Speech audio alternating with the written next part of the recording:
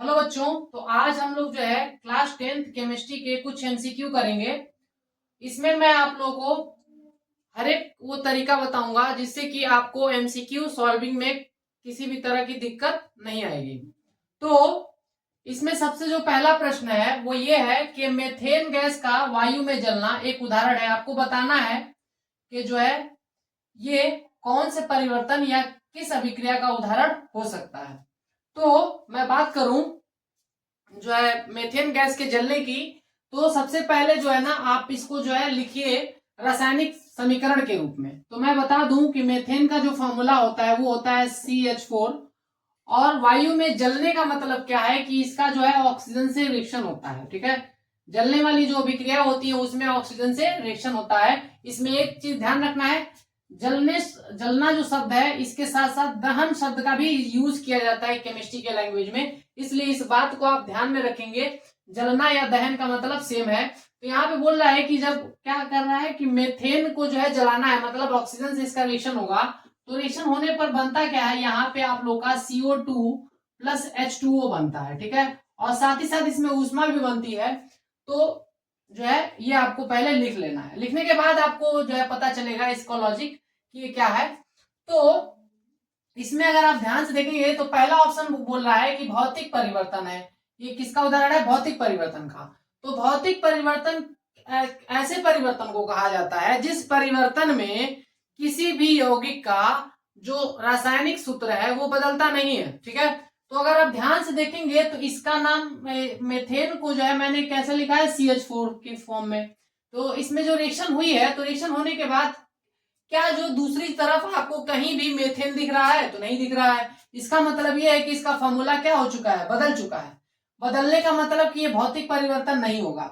अब ये भौतिक परिवर्तन का भी एक एग्जांपल लेके बता दे रहा हूं। जैसे आप लोग का आपका जो है बर्फ है, बर्फ का सूत्र क्या होता है? H2O ही होता है। ठीक है, और अगर आप इसे गर्म करते हैं तो गर्म करने पर आप क्या देखते हैं, ये किसमें बदल जाता है? इसका फॉर्मूला सेम रहता है लेकिन ये लिक्विड स्टेट में चला जाता है, यानी पानी बन जाता है। तो इसमें आप क्या पाएंगे कि जो है अभिक्रिया होने के बाद भी इसका फॉर्मूला बदल नहीं रहा है। तो ऐसे ऐसे परिवर्तन को क्या बोला जाता है? भौतिक परिवर्तन बोला जाता है।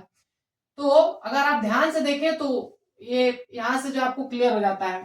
थर्ड ऑप्शन क्या है? उत्क्रमणीय अभिक्रिया क्या होती है? उत्क्रमणीय अभिक्रिया ऐसी अभिक्रिया होती है जिनमें आप देखेंगे कि रिएक्शन जो है आगे भी जा सकता है, ठीक है, और पीछे भी आ सकता है। इसका क्या मतलब है कि जैसे H2O जो है कहाँ गया, पहले H2O जो है लिक्विड बन गया। ठीक है ना, ये जो H2O था ये सॉलिड स्टेट में, ये लिक्विड स्टेट में चला गया। और आप इसको जो है फिर से जो है अगर प्रोसेस करेंगे तो ये जो है वापस भी आ सकता है। इसका क्या मतलब है, इसको एक्सप्लेन करता हूँ और अच्छे से। तो जब आप जो है बर्फ को गर्म करते हैं तो आप क्या देखते हैं कि आपका पानी बनता है, और उसी पानी को अगर आप ठंडा कर देते हैं तो ठंडा करने पर फिर से आपका बर्फ बन जाता है। इसी क्रिया को उत्क्रमणीय अभिक्रिया कहते हैं। ठीक है, तो ये आप लोगों का जो है इस तरीके से कौन सी एक्सप्लेनेशन मैच खा रही है, तो आपको पता चलेगा कि रासायनिक परिवर्तन वाला जो है ये रिएक्शन होगा। उसके बाद जो है दूसरा जो प्रश्न है इसमें क्या पूछा गया है, इसमें दिया गया है कि जिंक की क्रिया कॉपर सल्फेट से कराई गई है। ठीक है, और यहाँ पे क्या बन रहा है, जिंक सल्फेट और प्लस कॉपर बन रहा है। इसमें आपसे पूछ रहा है कि ये कौन सी अभिक्रिया है। तो इस अभिक्रिया को पहचानने के लिए इन सभी अभिक्रियाओं के अगर बारे में अगर आपको पता होगा तो आप बहुत ही आसानी से क्या कर पाएंगे, इसको टिक कर पाएंगे कि ये जो है कौन सी अभिक्रिया है। तो पहले मैं इस अभिक्रिया को समझाता हूं और इससे मैच करा के आप देखिएगा कि क्या ये इससे मेल खा रहा है कि नहीं। तो संयोजन अभिक्रिया ऐसी अभिक्रिया होती है जिसमें दो अभिकारकों को मिलाएंगे तो एकल उत्पाद बनता है। एकल उत्पाद का मतलब कि एरो के दूसरी तरफ जो कुछ भी दिखेगा आप लोगों का वो जो है ना कोई एक ही जो है आप लोगों का यौगिक दिखेगा। जबकि यहाँ पे आप अगर ध्यान देंगे तो यहाँ पे जिंक सल्फेट प्लस कॉपर लिखा हुआ है, मतलब दो दो चीजें लिखी हुई हैं। मतलब ये जो संयोजन अभिक्रिया तो नहीं हो सकता है। अगर संयोजन अभिक्रिया होता तो ये पूरा का पूरा एक में जोड़कर लिखा जाता, यहाँ पे प्लस का साइन नहीं होता। अब बात करें वियोजन की, तो वियोजन अभिक्रिया में क्या होता है उसकी डेफिनेशन अगर आप समझेंगे तो आपको पता चलेगा कि उसमें जो है एकल अभिकारक जो होता है वो टूट के कई उत्पाद में बट जाता है ना। तो अगर ध्यान देंगे तो यहाँ पे एकल अभिकारक तो है ही नहीं, इसका मतलब ये है कि ये वियोजन अभिक्रिया भी नहीं होगा। अब थर्ड ऑप्शन की बात करें तो थर्ड ऑप्शन में क्या होता है, ये बता रहा है विस्थापन अभिक्रिया। इसकी डेफिनेशन क्या होती है, ये बताता है कि ये ऐसी अभिक्रिया होती है जिसमें आप लोग का अधिक क्रियाशील जो धातु है वो क्या करता है, कम क्रियाशील धातु को क्या कर देता है, उसके यौगिक से जो है ना उसको विस्थापित करके उसका स्थान ले लेता है। अब इसका क्या मतलब है, ध्यान से देखिए, तो मैच करा के देखेंगे तो आपको पता चलेगा। तो जिंक जो है कॉपर की जगह पे यहाँ पे आता हुआ दिख रहा है, ठीक है। अभिकारक में SO4 के साथ क्या है, Cu है, लेकिन उत्पाद में देखेंगे तो SO4 के साथ Zn है और यहाँ पे Cu बाहर निकल चुका है। तो ये जो डेफिनेशन है अगर उसको अगर आप ध्यान से देखेंगे तो समझ में आएगा कि जो है ये विस्थापन अभिक्रिया का उदाहरण है, ठीक है। एक बार मैं फिर से इसको रिपीट कर देता हूं कि क्या कह रहा है अभिक्रिया, ये जो अभिक्रिया क्या बता रही है, ऐसी अभिक्रिया जिसमें अधिक क्रियाशील कम क्रियाशील धातु को क्या कर देता है, विस्थापित करके उसका स्थान ले लेता है और उसको विस्थापित करने का मतलब उसको निकाल देगा ना। देखिए तो यहाँ पे आप लोग को वो चीज दिखेगा। तीसरा जो क्वेश्चन है इसमें क्या दिया गया है कि आप लोग का Fe2O3 है और इसका रिएक्शन किससे करा रहे हैं, 3CO से, तो आपका क्या बन रहा है 2Fe प्लस 3CO2 बन रहा है। इस अभिक्रिया में आपको अपचायक पहचानने की बात करी गई है कि अपचायक पहचानिए। तो अपचायक पहले कहते किसको हैं ये आपको पता होना चाहिए। अपचायक वह पदार्थ होता है जो क्या करता है, खुद तो ऑक्सीजन को एक्सेप्ट करता है और जो सामने वाला है उससे ऑक्सीजन को रिमूव कर देता है, ऐसे को अपचायक कहते हैं।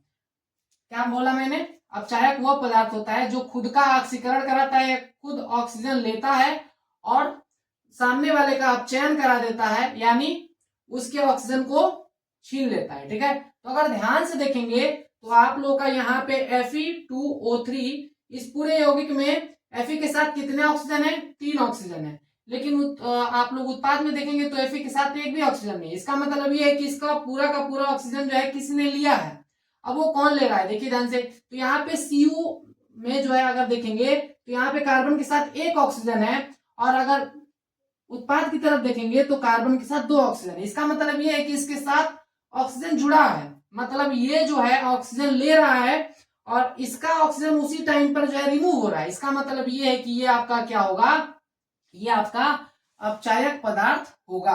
तो आप लोग का ऑप्शन कौन सा होगा, ये वाला होगा। फिर क्वेश्चन नंबर 4 क्या बोल रहा है, निम्न में से कौन सा धात्विक है। धात्विक होने की शर्त क्या है कि कोई भी ऐसा तत्व जो धनायन बनाने की प्रवृत्ति रखता है। अब धनायन बनाने की प्रवृत्ति क्या है, जिस पर प्लस लिखा जा सकता है, ठीक है ना, पॉजिटिव लिखा जा सकता है। तो मैं अगर बात करूं तो सल्फर पर मैंने बताया है कि 2- लिखा जाता है, पिछले वीडियो को देखेंगे तो आपको पता चलेगा। फिर उसके बाद अगर नाइट्रोजन की बात करें तो इस पर 3- होता है और हीलियम पर बात करें तो इस पर कोई आवेश नहीं होता है और जब लिथियम की बात करें तो ये 1+ शो करता है। इससे पता चलता है कि ये क्या कर सकता है, धनायन बनाने की प्रवृत्ति रखता है, यानी ये इलेक्ट्रॉन को त्याग कर जो है एक इलेक्ट्रॉन को त्याग कर Li+ बना सकता है। तो ये आप लोग का ऑप्शन होगा, ऑप्शन डी जो है आपका करेक्ट आंसर होगा। अगर आप लोगों से ये पूछ लेता कि जो है अधात्विक, तो वहां पे आप नेगेटिव वाले को क्या करते, टिक करते। तो ये दोनों जो है अगर नेगेटिव है तो ये दोनों अधात्विक वाले में टिक हो जाता, ठीक है। और इसकी बात करें तो ये आप लोग का अक्रिय गैस है, जिस पर आवेश शून्य होता है, जो जिन तत्वों पर आवेश शून्य होता है वो आप लोग का क्या होता है, वो अक्रिय गैस कहलाता है। क्वेश्चन नंबर 5 क्या बोल रहा है, एल्केन में कार्बन कार्बन के मध्य पाया जाता है। अब पूछ रहा है कि एल्केन में जो ना कार्बन कार्बन के मध्य क्या पाया जाता है, द्विआबंध पाया जाता है, त्रिआबंध पाया जाता है, एकल आबंध पाया जाता है, या इनमें से कोई नहीं। तो अगर आपने मेरे जो है पिछले वीडियो को देखा होगा तो मैंने वहां पे आपको बताया होगा, एल्केन जो चैप्टर था, एल्केन जो टॉपिक था, उसमें मैंने बताया होगा एक चीज कि एल्केन का जो जनरल फॉर्मूला होता है वो होता है CnH2n+2 और दूसरी उसकी पहचान बताई थी हमने कि जो है कार्बन कार्बन के बीच जो है एक लाइन होती है, एक लाइन मतलब एकल आबंध। तो आप लोग का ये ऑप्शन होगा। और इन ऑप्शन की बात करें तो आप लोग का एल्काइन जो होता है, एल्काइन में कार्बन कार्बन के मध्य जो है 3 लाइन होती है, यानी त्रिआबंध बनाता है। और एल्कीन की बात करें तो उसके बीच में जो है कार्बन और कार्बन के बीच में डबल बॉन्ड पाया जाता है। तो इस तरीके से आपका ऑप्शन सी जो है करेक्ट होगा। तो मुझे उम्मीद है बच्चों कि जो है आप लोगों को अच्छे से समझ में आया होगा। इसमें किसी भी तरह का डाउट हो तो आप कमेंट में जरूर लिखिए, और अगर आपको मेरा वीडियो अच्छा लग रहा हो तो आप कमेंट में लिख कर बता सकते हैं कि मुझे जो है मैं किस चैप्टर पर जो है आपको एमसीक्यू बनाकर अपलोड करूं। Thank you.